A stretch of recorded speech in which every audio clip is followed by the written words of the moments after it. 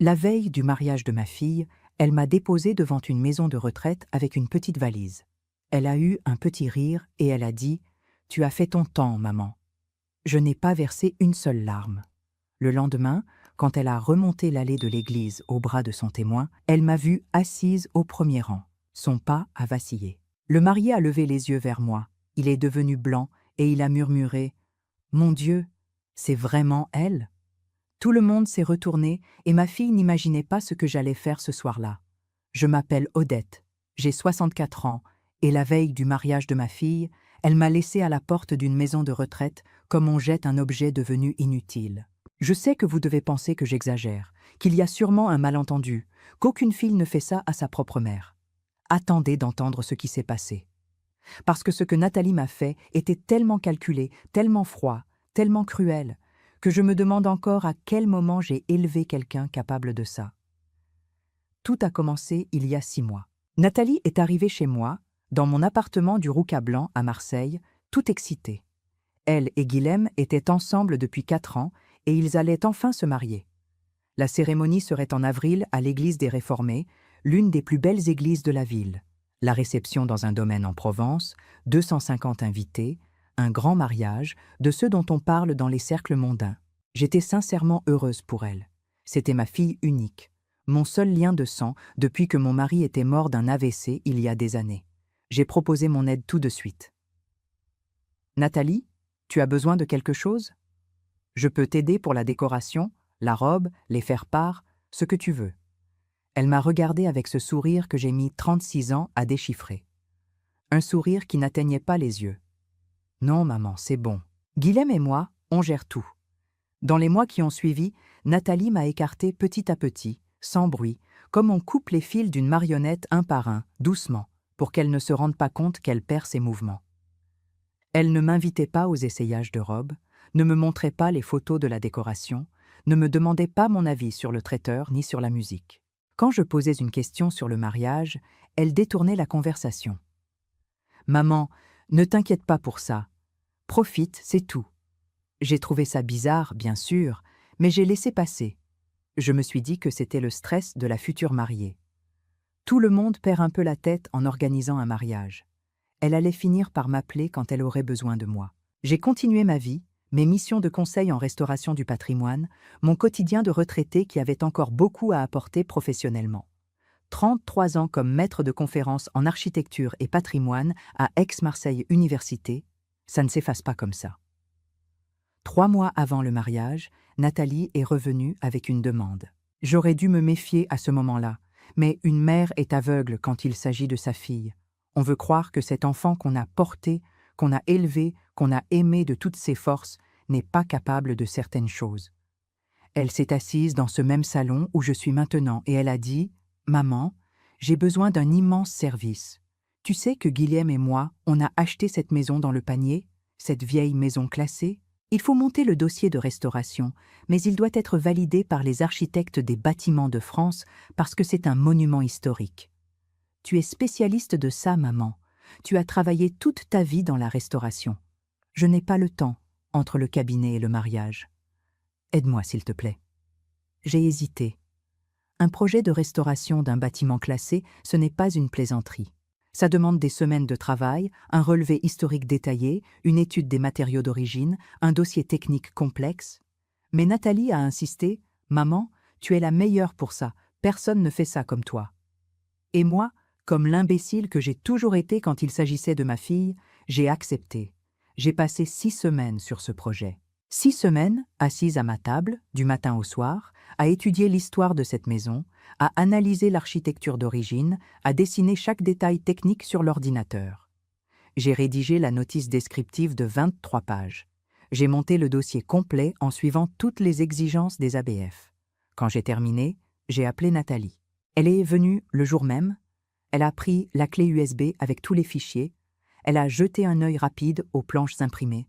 « Merci maman, tu m'as sauvé la vie. » Et elle est partie. 2 semaines plus tard, j'étais en train de regarder Instagram le soir et j'ai vu un post de Nathalie. C'était l'image du projet, le plan, la coupe, la façade, tout ce que j'avais fait. Et la légende disait « Notre projet de restauration a été validé par les ABF. Très fier de signer ce travail avec Guilhem. Préserver le patrimoine architectural de Marseille est une responsabilité que nous prenons au sérieux. Mais avant de continuer, vérifiez si vous êtes déjà abonné à la chaîne et dites-nous en commentaire de quelle ville ou pays vous nous regardez. Nous aimons beaucoup savoir jusqu'où nos histoires voyagent. J'ai senti un coup de poignard dans la poitrine. Mon nom n'était ni dans les crédits, ni dans les commentaires. Rien. Comme si je n'existais pas. Comme si ces 6 semaines de travail avaient surgi de nulle part. Je suis restée éveillée cette nuit-là à fixer le plafond de ma chambre. Une partie de moi, la partie rationnelle, la partie qui a été universitaire toute sa vie et qui sait reconnaître quand quelqu'un la manipule, cette partie criait « Odette, réveille-toi, ta fille vient de te voler ton travail ». Mais l'autre partie, la partie mère, la partie qui se souvient de Nathalie bébé dans mes bras, pleurant de coliques à 3 heures du matin pendant que je marchais dans l'appartement en chantant doucement pour l'endormir, cette partie disait « Calme-toi, c'est ta fille. Les mères aident leurs filles, c'est normal. » J'ai choisi d'écouter la deuxième voix et je n'ai rien dit. 1 mois avant le mariage, Nathalie m'a appelée. Sa voix était différente, formelle, distante, comme si elle avait répété ce qu'elle allait dire. « Maman, il faut que je te parle du mariage. Tu peux passer chez moi demain ?» J'ai senti une boule dans la gorge, mais j'ai accepté. Le lendemain, je suis allée chez elle. On s'est assise dans le salon. Guilhem n'était pas là. Nathalie a commencé sans détour. « Maman, avec Guilhem, on a beaucoup réfléchi et on a décidé que le mariage serait plus intime. Seulement la famille proche et les amis proches. On doit réduire la liste d'invités. » Je trouvais ça étrange, mais je ne comprenais pas encore où elle voulait en venir. « D'accord, Nathalie, ça se comprend. Un mariage trop grand, c'est fatigant. » Elle a continué en regardant la table basse. Pas moi. « C'est que, maman, on a pensé que ce serait mieux que tu ne viennes pas. Le monde s'est arrêté à cette seconde. » « Comment ça, je ne viens pas? C'est ton mariage, Nathalie. Je suis ta mère. » Elle a soupiré, le soupir de quelqu'un qui gère une personne difficile qui ne comprend pas l'évidence. « Maman, tu as 64 ans. Tu te fatigues vite. La cérémonie sera longue. La fête durera jusqu'au petit matin. Tu ne vas pas tenir. Ce serait désagréable pour toi de rester là-bas tout ce temps. » Je tremblais. Ma voix est sortie plus forte que je ne le voulais. « Nathalie, je tiens parfaitement bien. Je veux être là. J'ai besoin d'être là. » Elle a durci le ton, elle a croisé les bras et elle a dit avec une froideur que je ne lui avais jamais vue. « Ce n'est pas possible, maman. La décision est prise. Tu comprendras avec le temps que c'est pour ton bien. » Je suis sortie de chez elle en état de choc. J'ai conduit jusqu'à mon appartement en pilote automatique. Je suis entrée, j'ai fermé la porte et je me suis écroulée sur le canapé. J'ai pleuré jusqu'à en avoir mal à la tête et quand j'ai réussi à me calmer un peu, j'ai appelé Augustine. Augustine est mon amie depuis 20 ans. On s'est connus dans un groupe de soutien pour les veuves. Elle est psychologue. Elle m'a accompagnée pendant les années les plus dures après la mort de mon mari, et elle a toujours eu une vision très claire sur Nathalie. Une vision que je refusais de voir.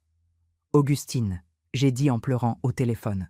« Nathalie ne veut pas que j'aille à son mariage. » Il y a eu un silence de l'autre côté, puis sa voix ferme. « Odette, ta fille est en train de t'exclure de son mariage. Ce n'est pas de la protection, c'est de la cruauté. Tu dois ouvrir les yeux. » Je sanglotais. Il doit y avoir une raison. Elle est stressée. Elle va changer d'avis. Augustine a été directe comme toujours. Non, elle ne changera pas d'avis, et tu dois te préparer à ce qui vient. 1 semaine avant le mariage, un vendredi matin, j'étais chez moi quand j'ai entendu la clé tourner dans la serrure. Je me suis levée, surprise. Nathalie est entrée. Elle avait un double de ma clé que je lui avais donné il y a des années pour les urgences, mais elle ne l'avait jamais utilisée sans prévenir. Elle est allée droit dans ma chambre, elle a ouvert l'armoire, elle a commencé à prendre des vêtements. Elle a attrapé une petite valise rangée en haut du placard et elle a mis dedans 3 vieilles robes, un pantalon, 2 chemisiers. Elle a pris mes médicaments pour la tension sur la table de nuit. « Maman, » elle a dit sans me regarder, « Guilhem et moi, on a trouvé une solution. On t'a réservé une place dans une maison de retraite pas loin d'ici. Tu vas y rester quelques jours, bien soignée, au calme.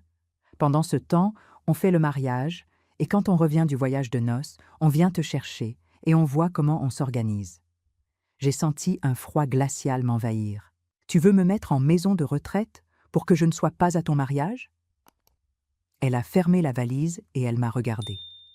Si tu te montres à mon mariage, je te fais sortir par la sécurité. Ne me fais pas honte devant mes invités. Honte. Ce mot a résonné dans ma tête comme un coup de feu. Ma fille avait honte de moi.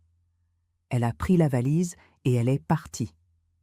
J'ai passé le reste de la journée en panique. J'ai rappelé Augustine. Elle est venue chez moi, elle est restée tout l'après-midi. Odette, tu ne peux pas la laisser faire ça. Tu dois te positionner. Je secouai la tête. Mais si elle appelle vraiment la sécurité? Si j'arrive là-bas et qu'elle me fait expulser devant tout le monde? L'humiliation sera pire. Augustine a pris mes mains. L'humiliation a déjà eu lieu, Odette. Ta fille t'a déjà humiliée. La question maintenant, c'est est-ce que tu vas accepter? Le vendredi après-midi, veille du mariage, la sonnette a retenti. J'ai ouvert. Nathalie et Guilhem étaient là. Elle avait la valise à la main. Maman, on y va. J'ai regardé Guilhem. Il a détourné les yeux sans rien dire, planté devant la porte pendant que Nathalie attendait. J'ai refusé, mais ils sont restés là, immobiles, bloquant la sortie. C'était de la coercition silencieuse, sans cri, sans violence physique, mais c'était de la coercition. J'ai pris la valise, j'ai pris mon sac, et je suis descendue avec eux. On a roulé pendant une vingtaine de minutes. Nathalie devant en silence, Guilhem au volant, moi à l'arrière, regardant par la vitre, en essayant de comprendre comment ma vie en était arrivée là. On a quitté les quartiers que je connaissais pour aller dans un coin de la périphérie que je n'avais jamais vu. Des rues défoncées, des façades fatiguées, et au bout d'une impasse, un bâtiment vieillot peint en beige délavé avec une pancarte devant. Résidence du Bon Repos. Ce n'était pas une résidence de standing. C'était un établissement modeste, de ceux qu'on voit dans les reportages sur la maltraitance des personnes âgées. Guilhem a garé la voiture. Nathalie est descendue, elle a ouvert ma portière, elle m'a tendu la main pour descendre. On est resté debout sur le trottoir. Elle m'a donné la valise, elle m'a regardé dans les yeux, et il y a eu une seconde, juste une seconde, où j'ai vu quelque chose passer sur son visage. Une ombre, de la culpabilité peut-être, ou du doute, ou simplement le dernier reste d'humanité qui existait encore en elle. Mais l'ombre est passée, et elle a eu un petit rire, court, froid, et elle a dit la phrase que je me souviendrai jusqu'à la fin de mes jours. « Tu as fait ton temps, maman. » J'ai senti le monde s'effondrer, mais je n'ai pas versé une seule larme. J'ai pris la valise. Je l'ai regardée une dernière fois et j'ai dit « Très bien, Nathalie, si c'est ce que tu veux. » J'ai tourné le dos et je suis entrée. La porte s'est refermée derrière moi. J'ai entendu la voiture démarrer. Une aide-soignante m'a accueillie. Elle m'a conduite dans un couloir qui sentait le désinfectant mélangé à l'urine. Des murs avec la peinture qui s'écaillait, une lumière jaunâtre. Au bout du couloir, une chambre partagée avec 3 autres femmes âgées. Un lit étroit avec un drap fin, une armoire métallique rouillée, une petite fenêtre donnant sur un mur. « Vous pouvez vous installer ici, madame. Demain, on fera le dossier complet. » Et elle est partie. Je me suis assise sur le lit. J'ai ouvert la valise. Nathalie avait mis 3 tenues usées et mes médicaments pour la tension. Rien d'autre. Pas de brosse à dents, pas de peigne, rien. Les 3 autres femmes me regardaient en silence. L'une d'elles, les cheveux blancs tout emmêlés, m'a souri sans dents. « Bienvenue, ma petite. Ici, on est des oubliés. » J'ai pris mon téléphone, 23% de batterie. J'ai appelé Augustine. Elle a décroché au premier signal. Odette. Sa voix était tendue. « Augustine, » j'ai dit en essayant de garder mon calme. Ma fille m'a mise dans une maison de retraite la veille de son mariage. Il y a eu un silence. Puis Augustine a explosé. « J'arrive tout de suite, envoie-moi l'adresse. » J'ai respiré profondément. « Non, attends, j'ai un meilleur plan. » J'ai raccroché et j'ai appelé Jean-Pierre Moreau. Jean-Pierre a été mon collègue à Aix-Marseille Université pendant 35 ans. On a pris notre retraite presque en même temps. Il est architecte renommé, consultant des ABF, membre de la Commission régionale du patrimoine et de l'architecture. Un homme sérieux, juste, et mon ami depuis des décennies. Il a décroché. « Odette, tout va bien ?» J'ai respiré un grand coup. « Jean-Pierre, j'ai besoin d'un service. Un service inhabituel, mais urgent. » Il a perçu le ton de ma voix. « Dis-moi ce qu'il te faut. » J'ai tout expliqué. Le mariage, l'exclusion, la maison de retraite, et puis j'ai dit ce que j'avais besoin qu'il fasse. Il est resté silencieux quelques secondes, puis il a demandé « Odette, tu es sûre de toi ?» J'ai répondu avec une fermeté que je ne me connaissais pas. Absolument. Il a dit « Alors compte sur moi. Je ferai exactement ce que tu m'as demandé. » J'ai raccroché. Je me suis allongée sur ce lit étroit. J'ai regardé le plafond fissuré, et pour la première fois en 36 ans, je n'ai pas eu envie de protéger Nathalie. Je n'ai pas eu envie de lui trouver des excuses. J'ai ressenti de la colère pure, celle qui brûle à l'intérieur et qui transforme une personne. Le samedi matin, jour du mariage, je me suis réveillée à 5h30. Les autres femmes de la chambre dormaient encore. Je me suis levée en silence, j'ai pris mon téléphone, 15% de batterie. J'ai envoyé un message à Jean-Pierre. « Tu peux venir me chercher ?» Il a répondu en 2 minutes. Je pars. Je suis descendue à l'accueil. Le veilleur de nuit somnolait sur sa chaise. Je suis passée devant lui sans faire de bruit. J'ai attendu sur le trottoir. 6h15 du matin. Marseille se réveillait à peine. 10 minutes plus tard, la voiture de Jean-Pierre a tourné au coin de la rue. Il s'est arrêté devant moi. Augustine était sur le siège passager. Je suis montée à l'arrière. Jean-Pierre m'a regardé dans le rétroviseur. « Tu vas bien ?» J'ai attaché ma ceinture. On y va. On n'est pas allé directement chez Jean-Pierre. Premier arrêt. Le commissariat de police. Augustine avait insisté la veille au téléphone. « Odette, ce qu'ils ont fait, c'est de la coercition. Tu as été conduite contre ta volonté. Tu dois le signaler. » Elle avait raison. Je suis arrivée au commissariat à 7h du matin. J'ai été reçue par l'officier de permanence. J'ai tout raconté. Il a noté chaque détail. À la fin, il a demandé « Vous souhaitez porter plainte contre votre fille, madame ?» J'ai réfléchi un instant. « Pas encore, mais je veux que ce soit consigné, que cela reste dans le dossier. » Il a hoché la tête. « Je vais enregistrer une main courante. Je suis sortie de là avec un exemplaire du document dans mon sac. Un papier officiel, tamponné, avec un numéro d'enregistrement. La preuve que ce qui s'était passé n'était pas le fruit de mon imagination. » Du commissariat, on est allé chez Jean-Pierre. Il habitait un appartement dans le quartier du Prado. On est arrivé à 8h15. On a pris le café. Augustine a préparé des œufs brouillés. J'ai mangé peu, j'avais l'estomac noué. Jean-Pierre a ouvert son ordinateur portable sur la table de la cuisine et il m'a regardé. « Odette, tu es certaine de vouloir faire ça ? Parce qu'il n'y aura pas de retour en arrière. Ça sera dévastateur pour elle. » J'ai pris ma tasse de café, j'ai bu une gorgée. Elle m'a laissée dans une maison de retraite. Elle m'a exclue de son mariage. Elle m'a utilisée pendant des années et ensuite elle m'a jetée comme un déchet. J'en suis certaine. Jean-Pierre a respiré profondément. Alors on va le faire correctement et avec précision. Il a expliqué le plan. Jean-Pierre est membre de la Commission régionale du patrimoine et de l'architecture. Il a accès au système de dossier de validation des projets sur les bâtiments classés et il a les compétences techniques pour identifier l'auteur d'un projet rien qu'en le regardant.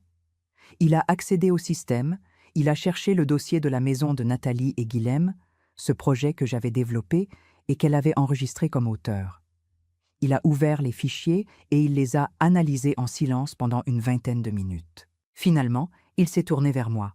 « Odette, ce projet porte ta signature technique dans chaque ligne. La façon dont tu structures le relevé historique, les détails constructifs, le style de la notice descriptive. J'ai travaillé avec toi pendant 35 ans. Je reconnais ton travail quand je le vois. J'ai sorti la clé USB que j'avais dans mon sac. Tout est là.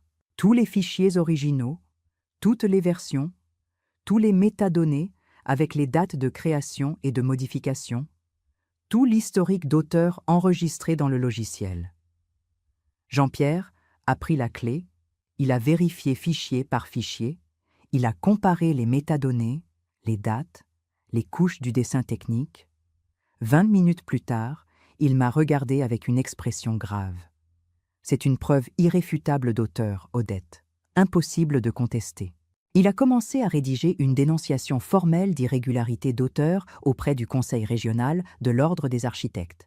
Il a annexé mes fichiers originaux, les métadonnées, une déclaration technique signée par lui en tant que membre de la CRPA. Il a terminé à 10h40. Si je protocole ça maintenant, ça ouvre une procédure disciplinaire officielle auprès de l'Ordre des architectes. Quiconque fera une recherche sur le nom de Nathalie trouvera cette procédure ouverte pour irrégularité d'auteur. Je n'ai pas scié. Envoi. Il a appuyé sur Entrée. Procédure enregistrée à 10h43. Numéro de dossier généré automatiquement. L'étape suivante a été l'église des Réformés. On est arrivé à midi. La décoration était en cours, des fleurs blanches sur les bancs, un tapis rouge dans l'allée centrale. J'ai demandé à parler au père Antoine. Il nous a reçus dans la sacristie. J'ai tout raconté, sans pleurer, sans dramatiser. J'ai montré la main courante. Le père Antoine a écouté en silence, puis il a dit « Madame, l'Église ne peut pas obliger les mariés à inclure qui que ce soit sur leur liste d'invités. Mais je ne peux pas non plus empêcher la mère de la mariée d'entrer dans un lieu de culte public. La place de la mère de la mariée est au premier rang. Si quelqu'un conteste votre présence, je dirais que vous êtes la bienvenue dans cette église comme tout fidèle. Ensuite, je suis allé dans le centre-ville. J'ai acheté une robe bordeaux élégante, des chaussures à talons bas, un petit sac, 350 €. J'avais retiré cet argent au distributeur le matin même. Je suis passé au salon de coiffure. Brushing, les ongles, un maquillage léger. Quand je suis sorti du salon, il était 15 heures. Je me suis regardé dans le miroir et je ne me suis pas reconnue. Pas parce que j'avais changé physiquement, mais parce que la femme qui me regardait en face n'était plus l'Odette qui acceptait tout en silence. On est arrivé à l'église à 15h40. Le père Antoine m'attendait. Il m'a indiqué le premier banc à gauche, côté famille de la mariée. Je me suis assise. Jean-Pierre et Augustine se sont assis à côté de moi. 16 heures. La marche nuptiale a commencé. Tout le monde s'est levé. J'ai regardé vers la porte. Guilhem était à l'autel. En costume gris clair, il regardait la porte avec cette expression de mariée émue. Et Nathalie est apparue. Robe blanche, longue, voile de 3 mètres, bouquet de roses blanches. Elle était belle, je ne peux pas le nier. Ma fille a toujours été belle. Mais en la regardant avancer dans l'allée, je n'ai pas ressenti de fierté. J'ai ressenti du vide. Elle marchait lentement, en souriant aux invités, radieuse, parfaite, comme si le monde lui appartenait, jusqu'à ce qu'elle arrive à la moitié de l'allée et qu'elle me voie. Son pas a vacillé. C'était une fraction de seconde, mais je l'ai vue. Son sourire s'est figé. Ses yeux ont croisé les miens et il y a eu un instant de choc pur sur ce visage. Elle n'a pas complètement arrêté, elle a continué à marcher, mais le sourire était devenu un masque rigide. Guilhem à l'autel m'a vu à ce moment-là. Il est devenu blanc. Ses lèvres ont bougé sans son, mais j'ai pu lire. Mon Dieu. Catherine, la mère de Guilhem, était assise au premier rang de l'autre côté. Elle a tourné la tête, elle m'a vu, elle m'a regardé pendant quelques secondes.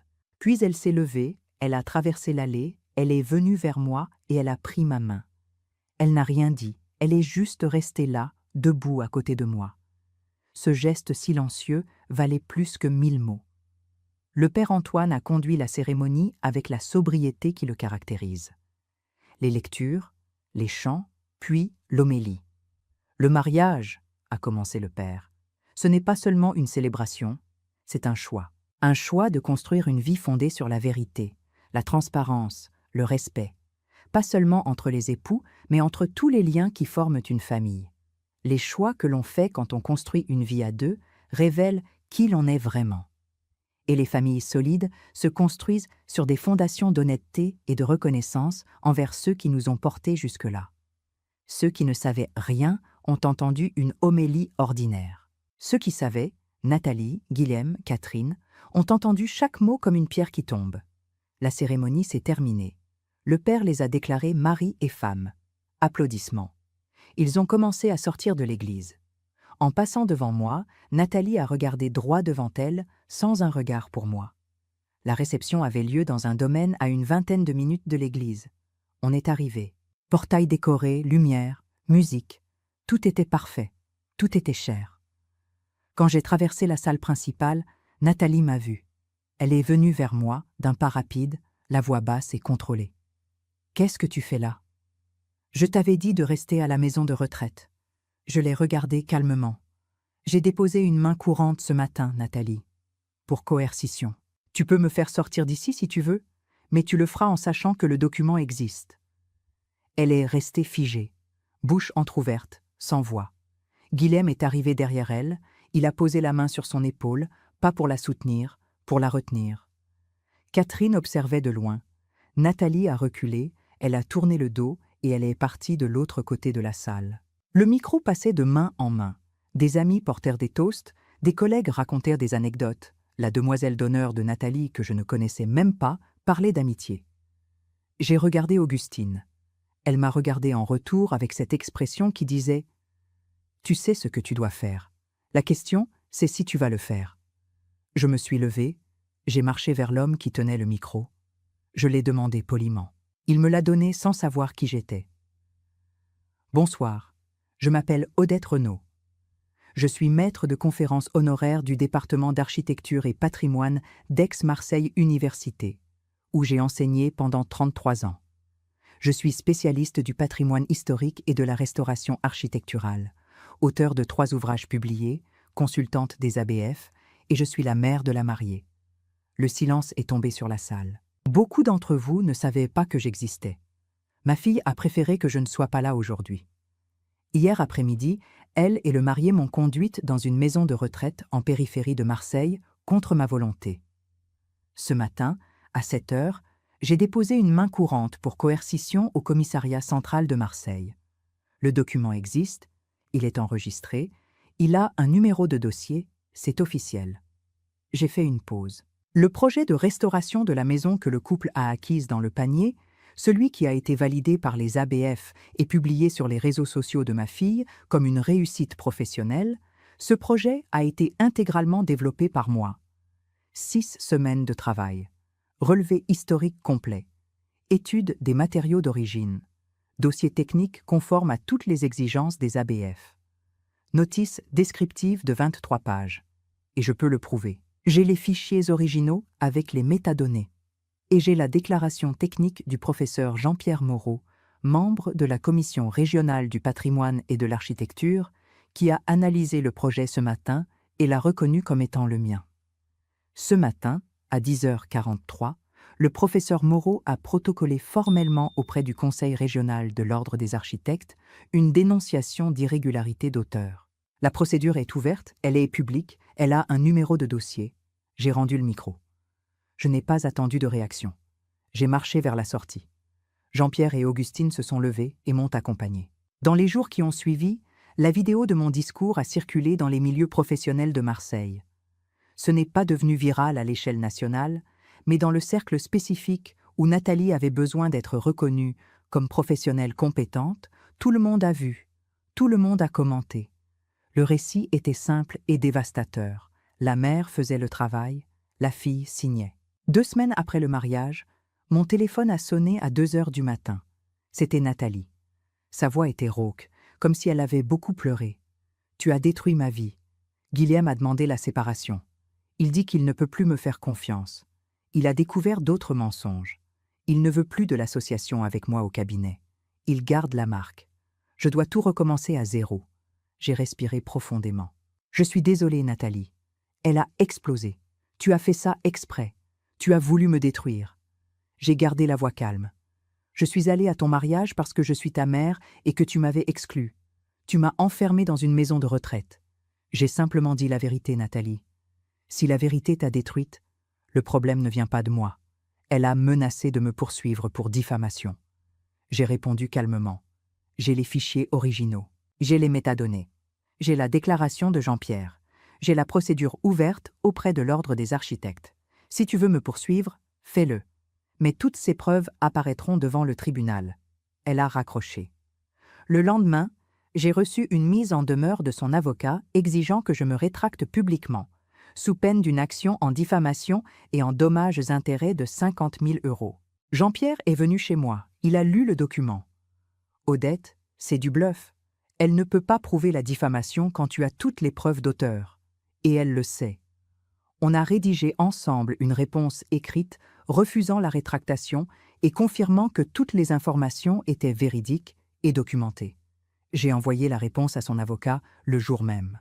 Dans les semaines qui ont suivi, des cabinets d'architecture de Marseille m'ont contacté. Ils avaient cherché mon nom après avoir entendu parler du cas. Ils avaient vu mon parcours réel et ils voulaient m'engager comme consultante. J'ai accepté 3 missions. Ma carrière renaissait. 3 mois après le mariage, Nathalie a fait une dernière tentative. Elle est venue chez moi avec une proposition différente. « Maman, je veux rectifier le dossier du projet auprès des ABF, mettre ton nom comme coauteur officiellement, et je veux publier des excuses publiques sur les réseaux sociaux en reconnaissant que c'est toi qui as fait le projet. Est-ce que ça règle les choses? Je l'ai regardé. Ça règle le problème auprès des ABF, mais ça ne règle pas ce que tu m'as fait. » Elle a insisté. « Je sais, maman. Je sais que j'ai eu tort, mais j'essaie de réparer. S'il te plaît, donne-moi une chance. » J'ai réfléchi pendant plusieurs jours. J'ai parlé avec Augustine, j'ai parlé avec Jean-Pierre. Finalement, j'ai accepté la rectification, mais j'ai été claire. J'accepte que tu corriges l'erreur auprès des ABF, mais ça ne veut pas dire que je te pardonne. Et ça ne veut pas dire que je vais retravailler avec toi. Elle a accepté. Le mois suivant, les ABF ont publié la rectification officielle. Projet de restauration de la Maison du Panier. Auteur, Odette Renaud. Co-auteur, Nathalie Renaud. Mon nom, enfin, officiellement, en tête du dossier. Pendant ce temps, d'anciens clients de Nathalie ont commencé à comparer les projets qu'elle leur avait livrés avec mes travaux universitaires disponibles en ligne. Ils ont identifié des ressemblances techniques significatives. 3 d'entre eux ont engagé un avocat spécialisé en propriété intellectuelle, Maître Lefebvre, qui m'a contacté. J'ai accepté de témoigner et de fournir les preuves que j'avais. Les 3 clients ont déposé une action judiciaire conjointe demandant le remboursement des honoraires et des dommages-intérêts. Total, 120 000 €. Nathalie m'a appelé le jour où elle a reçu la citation. « Maman, tu as témoigné contre moi ?» J'ai répondu. « Je n'ai déposé aucune plainte. Ce sont les clients. Ils ont découvert la vérité par eux-mêmes. J'ai confirmé ce qu'ils soupçonnaient déjà. Le procès a duré 8 mois. Le tribunal a condamné Nathalie à rembourser la moitié des sommes perçues, soit 60 000 €, plus les frais de justice. Elle n'avait pas cet argent. Son appartement a été saisi. Elle a déménagé dans un studio à la Belle de Mai. Le cabinet a fermé. Elle a trouvé un poste d'architecte débutante à 1 800 € par mois. J'ai fait mon testament chez le notaire, Maître Duval. J'ai documenté tout ce qui s'était passé, l'abandon, la maison de retraite, la coercition, l'usage abusif de mon travail, et j'ai limité la part de Nathalie à la réserve héréditaire prévue par la loi. Quand je suis sortie de chez le notaire, j'ai senti quelque chose d'étrange. Ce n'était pas de la paix, mais c'était une clôture. 1 mois plus tard, Nathalie est venue chez moi pour me demander de l'aide sur un projet de restauration d'une église à Annecy. Pour la première fois de ma vie, j'ai dit non. Tu vas devoir apprendre à faire seul ou engager quelqu'un et payer le juste prix pour le service. Mais ce ne sera pas moi. Elle m'a demandé si je lui pardonnerais un jour. J'ai répondu « Je ne sais pas, peut-être un jour, mais pas aujourd'hui ». 2 ans après le mariage, Nathalie est revenue. Elle avait repris des études, fait un 3e cycle en restauration, elle travaillait en indépendante sur de petits projets, en signant uniquement ce qui était à elle. « Maman, je suis venue te demander pardon. J'ai exploité ton travail. Je t'ai menti. Je t'ai abandonné dans cette maison de retraite. J'avais honte de mes origines, honte d'avoir une mère professeure, honte de ne pas être aussi talentueuse que toi. Alors j'ai essayé de t'effacer. J'ai respiré profondément. Nathalie, je ne sais pas si je te pardonnerai un jour, mais je ne te déteste pas. Ce que je sais, c'est que je ne peux plus être la mère qui fermait les yeux sur tout. Si tu as vraiment changé, tu devras le prouver, pas à moi, mais à toi-même. Et si un jour tu y arrives, peut-être qu'on pourra avoir une relation, mais pas comme avant. » 3 ans après le mariage, une maison d'édition m'a proposé de publier un ouvrage sur mon parcours. J'ai accepté. Le lancement a eu lieu à Marseille. 120 personnes étaient présentes. Et au fond de la salle, Nathalie. Elle a acheté un exemplaire et elle me l'a tendu pour que je le dédicace. J'ai écrit « Pour Nathalie. Construis ton histoire dans la vérité. Avec amour, maman. » Elle a lu, les larmes aux yeux. Merci, maman. Aujourd'hui, quand je me regarde dans le miroir, je vois une femme de 68 ans qui a survécu au veuvage, à l'exploitation, à l'abandon, et qui est debout, plus visible que jamais. J'ai appris que l'humilité n'est pas l'invisibilité. C'est reconnaître sa propre valeur sans permettre aux autres de l'effacer. Si vous vivez quelque chose de semblable, je vous le dis, n'acceptez pas, vous valez plus que ça. Ne confondez jamais l'amour avec l'acceptation de la maltraitance. Le vrai amour n'efface pas, n'utilise pas, il respecte. Et s'il ne respecte pas, ce n'est pas de l'amour. Si cette histoire a touché votre cœur, répondez ici dans les commentaires. À ma place, qu'auriez-vous fait? N'oubliez pas de regarder la prochaine vidéo qui apparaît sur votre écran.